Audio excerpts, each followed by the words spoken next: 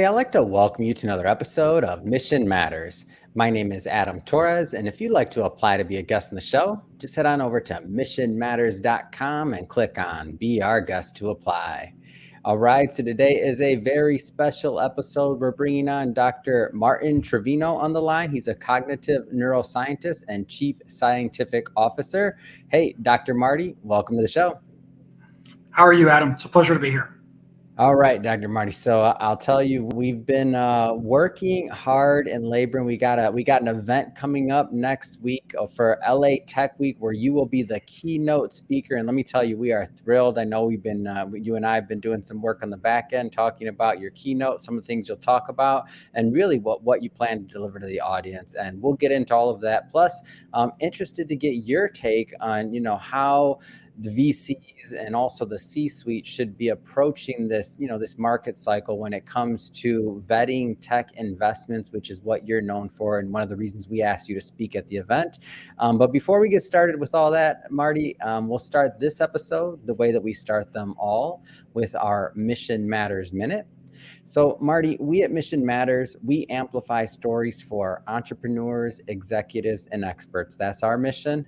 Marty, what mission matters to you? Yeah, I'm a theoretical scientist and tech executive. The driving mission in my life really is an endless search for the truth and the art of the possible in human-computer AI complementarity. Yeah.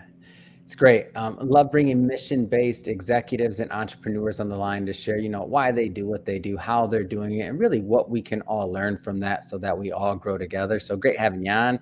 And I guess just to get us kicked off, give us a little bit more of your background and your history and really what got you set on this path. Like, how did you get started? Yeah, no, thank you very much. The short version of that. Went to college and wanted to serve our country afterward, and had the rare luck and privilege of being hired by the National Security Agency of the United States, the NSA, and rose to the rank of senior technical officer with them.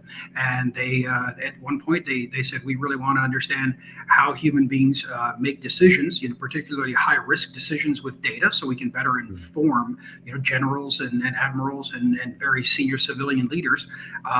Can we make smarter decisions with data? So they sent me back to school, and a few years of a doctoral program later, I came back with a new appreciation of how the human brain makes decisions, first off, and then how, in fact, specializing, how does it make high-risk decisions with data, and how do we trust technology? And what you find out, in deep study there is that, we don't make decisions like we think we do. And we don't trust technology like we trust human beings. So I kind of combined that with being a technologist, and now I approach complementarity between humans and technology and AI from the perspective of the human brain. Yeah. It's great. And I love bringing mission-based executives on the line and entrepreneurs to share, why they do what they do, how they're doing it, and really what we can all learn from that so we grow together. So great having you on. And so from, government intelligence to tech exec, give us a little bit of that transition. How'd that happen? Yeah, I stumbled and fell down the stairs and hit my head and woke up there. Served had the great privilege of serving my country with some of the most awesome people in the world. Supported us through multiple challenges overseas, and a few years ago, just decided that it's a really big world, and the intelligence community isn't. It's a very cool place, but it isn't the only place where you can make an impact. You see digital transformation happening. We're living through another renaissance of AI right now.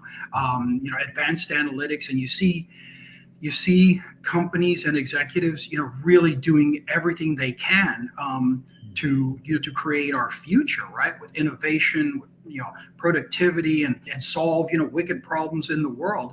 And I thought maybe I can be lucky enough to help. So, obviously let's just say the government complex, one thing, working with C-suite and, VCs and other, individuals in decision-making positions to make, allocate dollars and funds to technology, different technologies and different tech.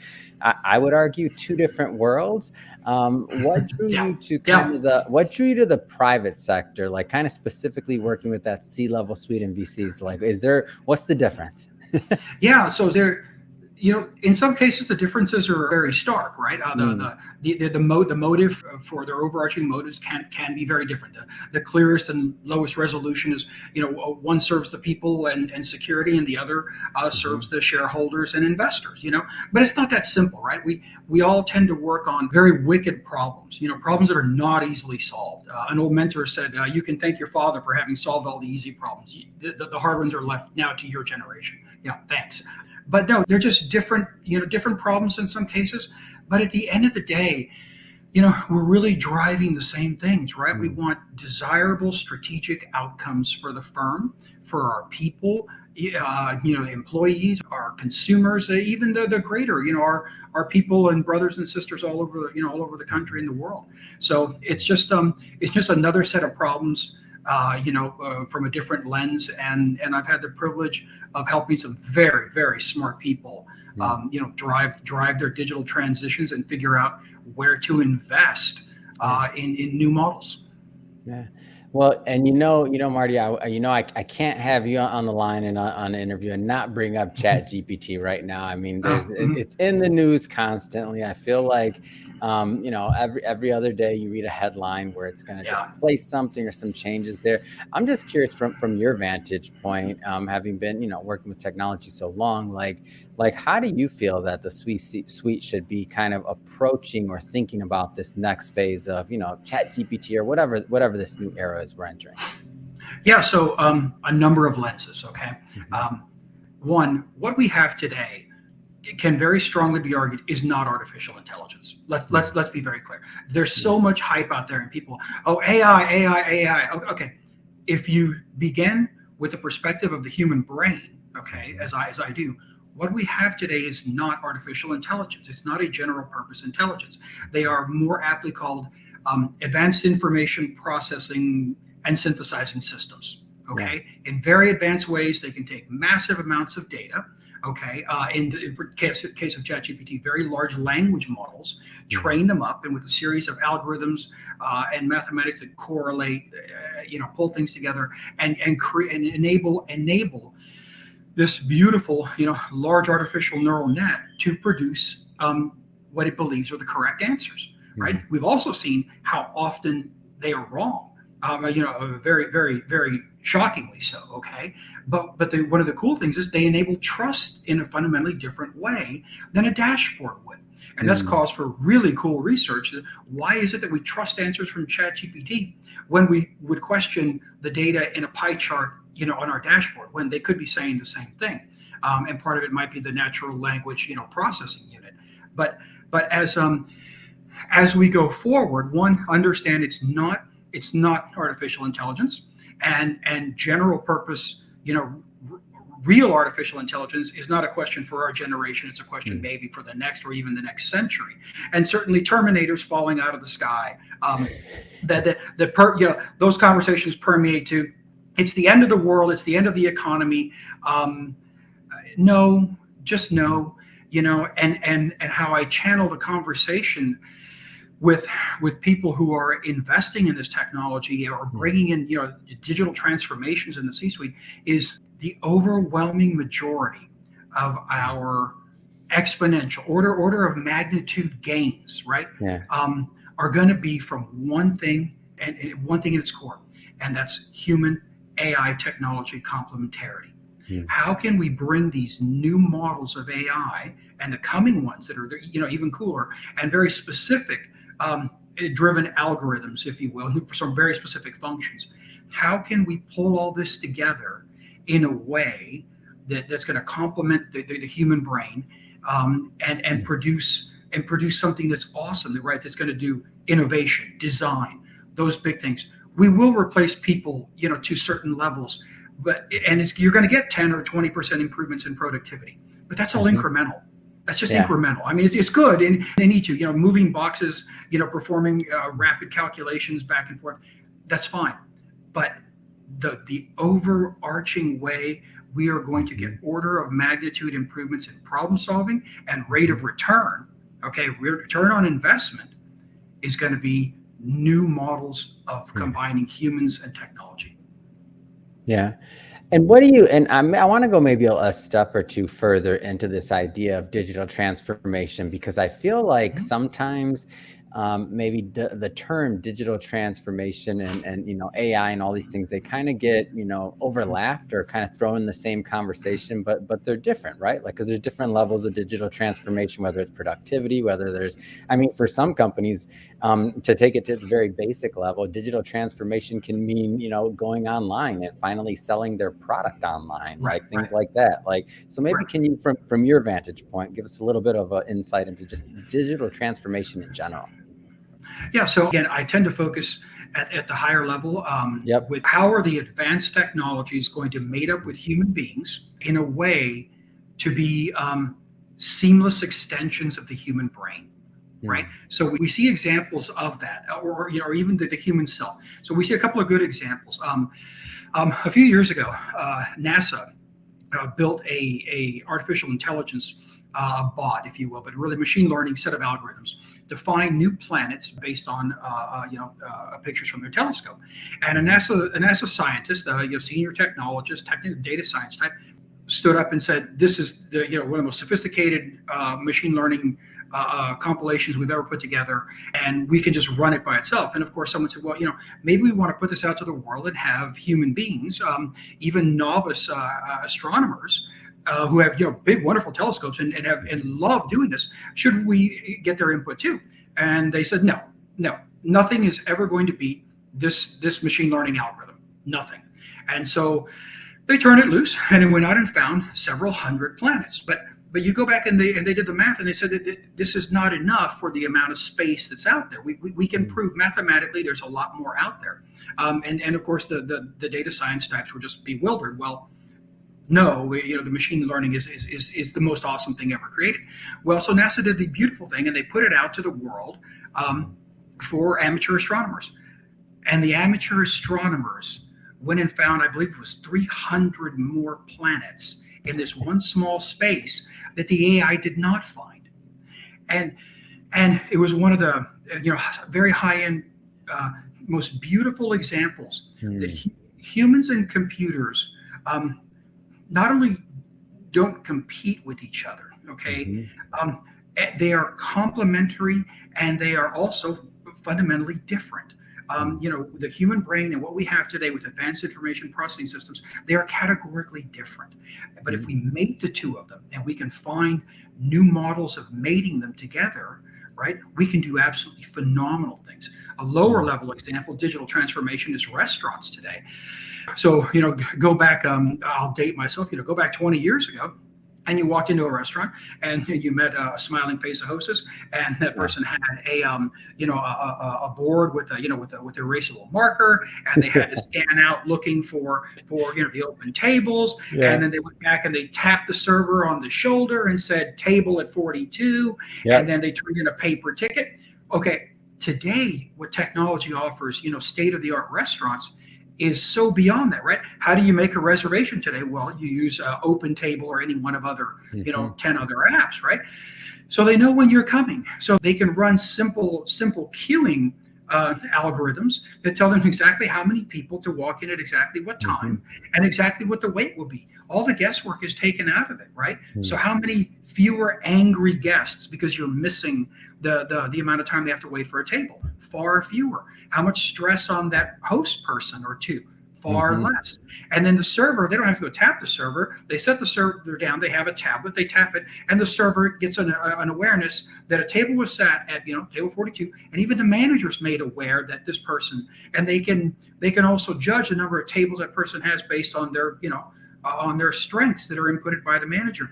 And everything is linked to that, right? The ordering system, the food replenishment system, every meal that they take into account has the exact amount of corn, green beans, and meat that was used, and that can be referenced to how much is left over. All their shrink can be automatically determined.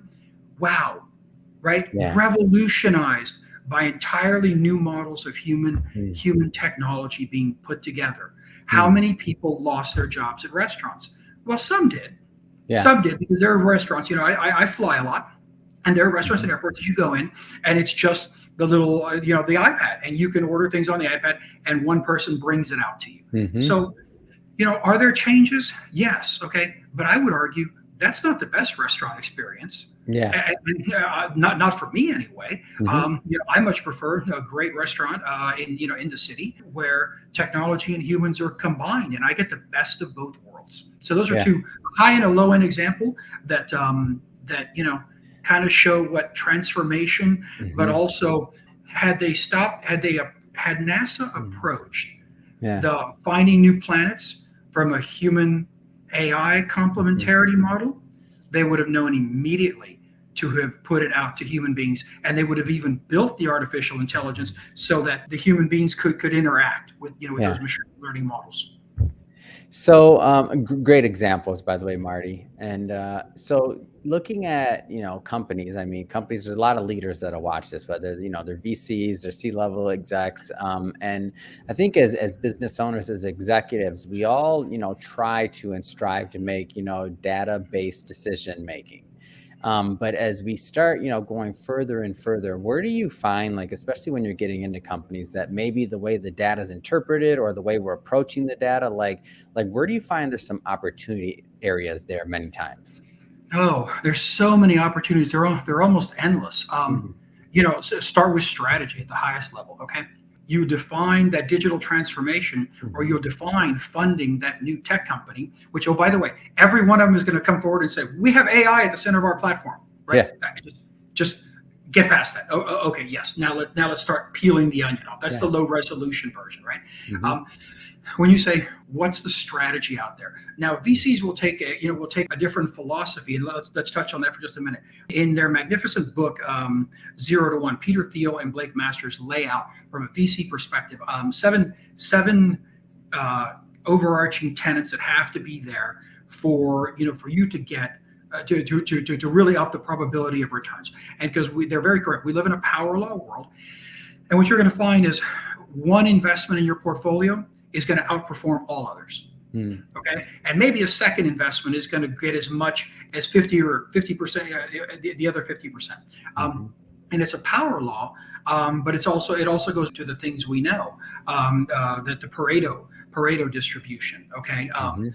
80%, 20%, right? But what we need from introducing a deep understanding of how human beings interact with technology, one, we can approach it from a technology first, right? Will this thing provide unique insights, right? Is it revolutionary technology? Will it Mm. have enduring value? Okay, those things are right that they put in their book. They're phenomenal. But we need one level deeper, is my thinking now. We need, let's call it a first principles Mm. underneath each one of those. Before you pour money into this, right? What are first principles, human technology complementarity, that are Mhm. centric, right? That are centric to the human being. And that one of those, let's just a couple of them, that the human brain, when it makes decisions, the Mhm. centers of the brain that make decisions do not also control analytic functions. So the Mm. part of your brain that makes a decision, it controls emotion and trust, but the part that conducts data analytics and analysis. But and another tenet: when updating your mental model, we use 6 times more information from we believe to be true Mhm. than what we just saw with our eyes. So someone who says, "Well, we've created a whole new set of dashboards," okay, you haven't fundamentally overcome this new first principle, right? Mhm. That should be underneath that revolutionary concept that's out there, right? How are you overcoming this, right? And so one answer, like ChatGPT, is they've overcome some of that with a trust factor. The Mm. new interfaces and the natural language processing overcomes the human brain's resistance to trust in some forms of technology. So that's pretty cool. And then you go further and further. So that's part of that. From a digital transformation perspective, again, I'll be inflammatory. We made a Mm. huge error in the way we approach digital transformations, and that we Mm. approach it from a technology, um, from a data science lens, and we know this to be true, right? You don't need a doctorate degree for this. Talk to any executive. Tell me about your digital transformation.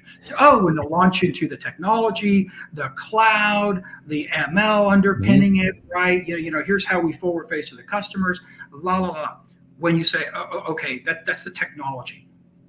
Internally, how are you mating it to human beings? And do you have a human factors component to that digital transformation strategy? What's the human factors analysis, right? Because if you want to build the most awesome new models of human computer AI complementarity, you have to begin with the human factor. You have to begin with the human brain.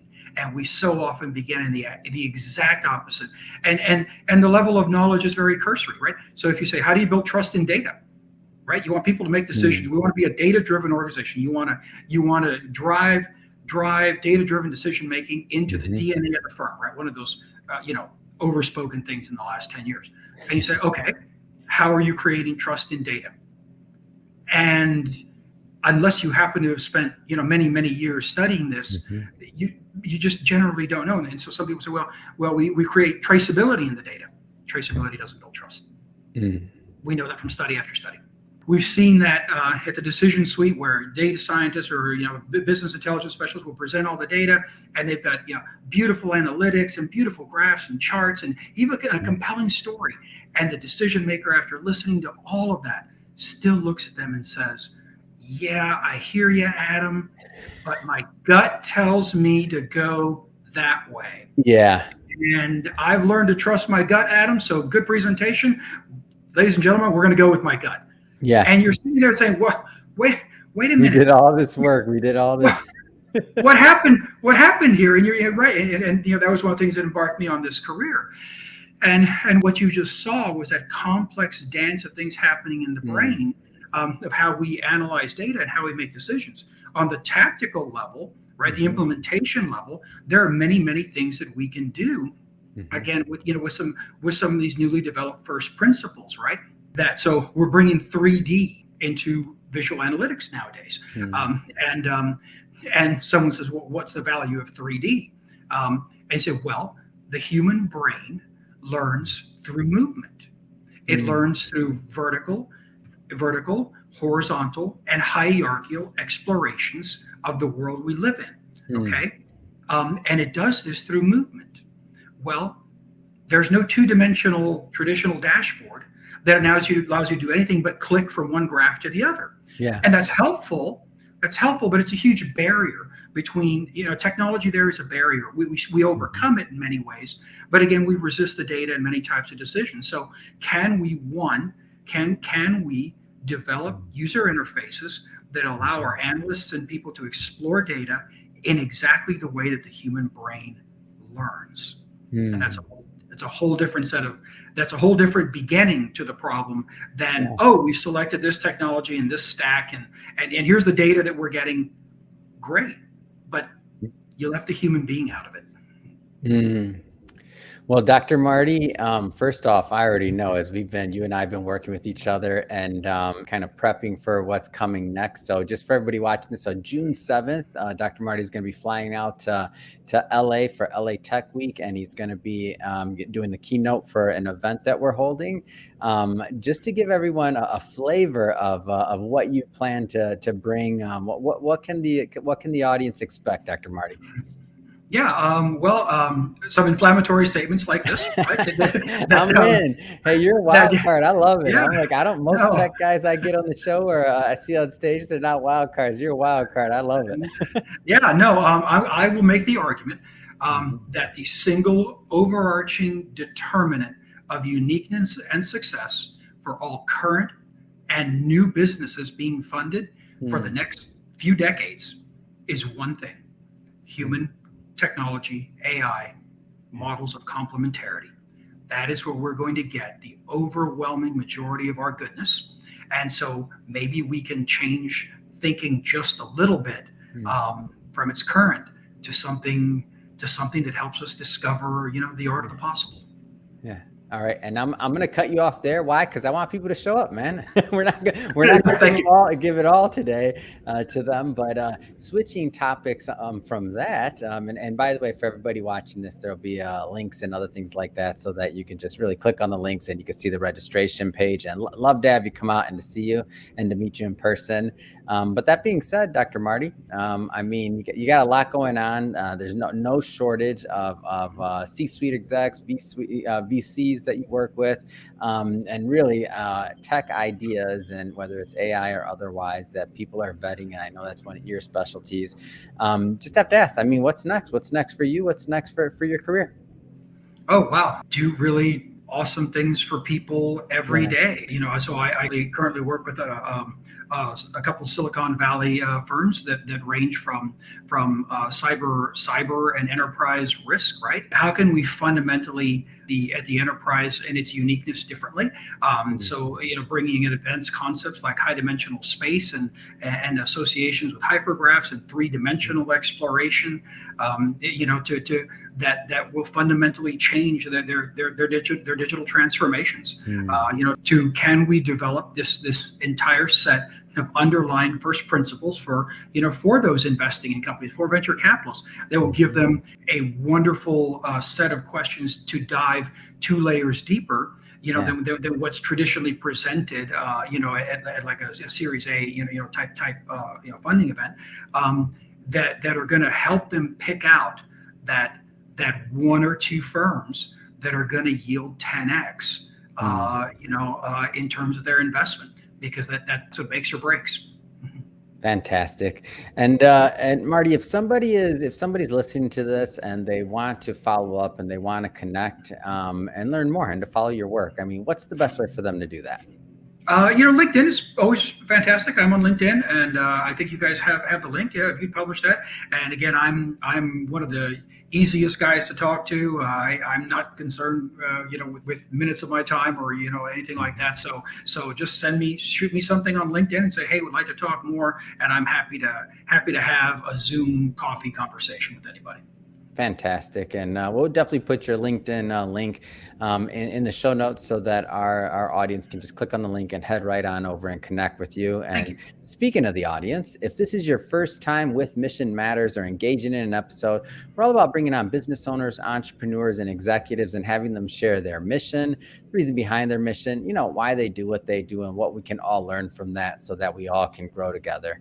If that's the type of content that sounds interesting or fun or exciting to you, we welcome you. Hit that subscribe button, because we have many more mission-based individuals coming up on the line, and we don't want you to miss a thing.